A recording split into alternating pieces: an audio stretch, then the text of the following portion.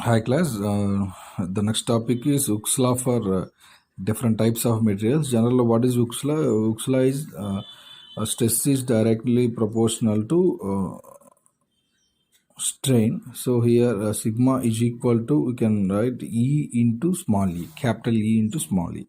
So what is sigma? Sigma is stress, and what is E? Young's modulus, or modulus of elasticity of a material, and small e is strain. So here sigma is directly proportional. So already we'll discuss in 6 individual components at 6 individual stresses at that one are sigma 1, sigma 2, sigma 3, tau 2 3, tau 3 1, tau 1 2. See, sigma 1 means stress at in x direction, stress at y direction, and stress at z direction. And tau here means here shear stress, that is the normal load, and this one is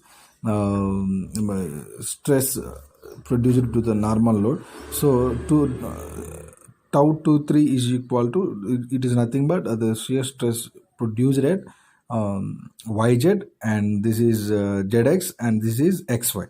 So this one is stress related. There are 6 individual components, 1 2 3 4 5 6, and next one is we can take some constant.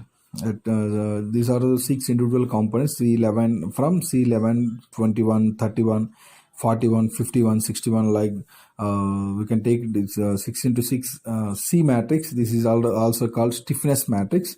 The next one, this is one epsilon 1, epsilon 2. So this is epsilon is nothing but strain. So small e is also called epsilon. So stress strain at section at point 1 and point 2 3 4 5 6. So see where the 6 into 6 C matrix, where the 6 into 6 C matrix is called stiffness matrix. So the stiffness matrix has 36 constants.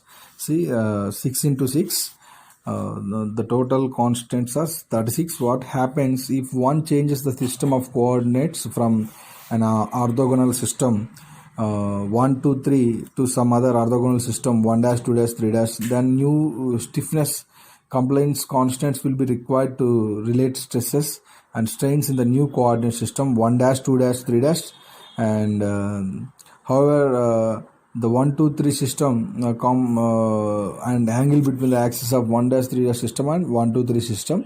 So you can write this one is dimensional body in 1 2 3 orthogonal Cartesian coordinate system. So this one is write as like this. 1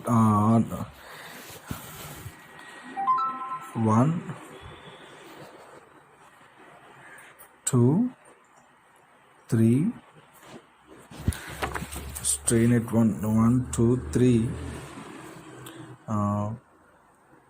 2 3 3 1 1 2. So it will change in orthogonal system. So it is Cartesian coordinate system, and this one is orthogonal coordinate system. So some S11, S12, S13, S14, S15, S16. Next one, S21, S22, S23, S24, S25, S26, like this. S31, S32, S33, S34, S35, S36, and when S41, so S51, S61, S42, S40, 52, S62, so S43, 44, 45, 46, like this.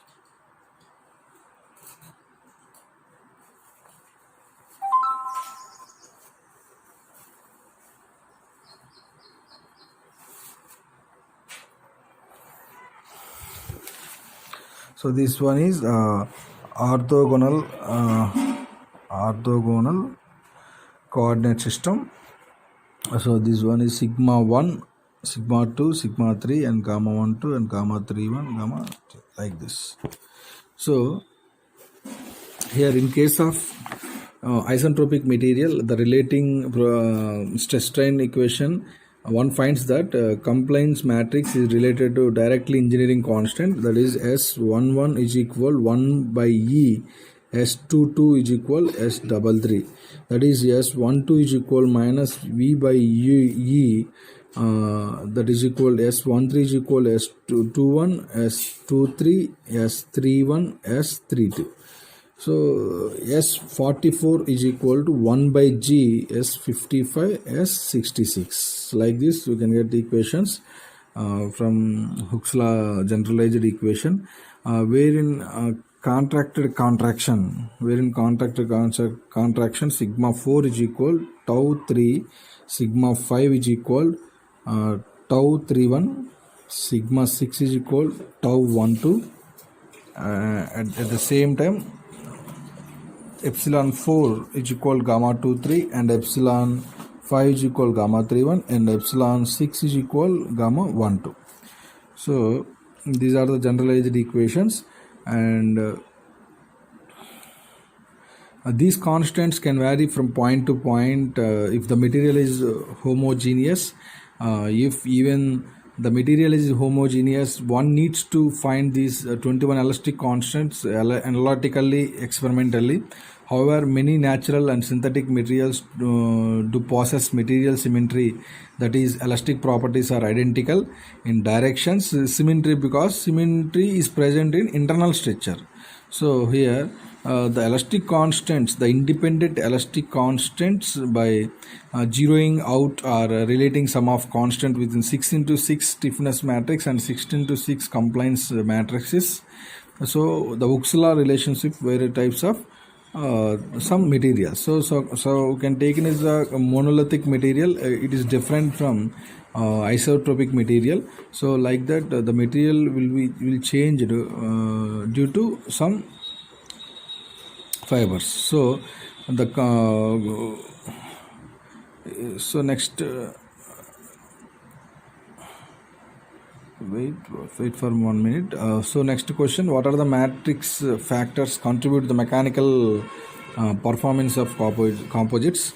So in this, what are the matrix factors? See here, matrix factors contribute the mechanical performance of. So the matrix factors are contribute to increase, either decreasing or increasing the mechanical performance of composites.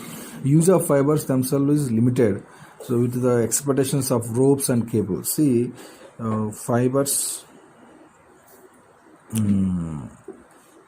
are used in ropes and cables. So fibers are used to reinforcement the matrix. Generally, fibers are used to reinforcement of matrix. The matrix functions include binding the fibers together, protecting fibers from the environment, shielding from damage due to handling, and distributing the loads on fibers. Generally, the matrix functions. The matrix functions means, so the reinforcing material added to the matrix material. So there are protecting fibers from the environment, shielding from damage due to handling, and distributing the load to fibers. And although matrices are themselves generally have low mechanical properties compared to those fibers, so matrix have low mechanical properties compared to fibers. The matrix influences many moles: strength, shear modulus, and compressive strength, in interlaminar shear strength, thermal expansion coefficient, and thermal resistance and fatigue strength. So other than fiber and the matrix, what the factors influence on the mechanical performance means chemical bonding is formed between the fiber surface and the matrix. So here, chemical bonding is formed between the fiber surface and the matrix. and the natural roughness or etching of the fiber surface causing interlocking may be occur if the thermal expansion and coefficient of matrix is higher than the fiber. So thermal expansion of matrix is higher than fiber. So these are the main contributes to mechanical performance of composites, some metal matrix. So next class we'll discuss about some remaining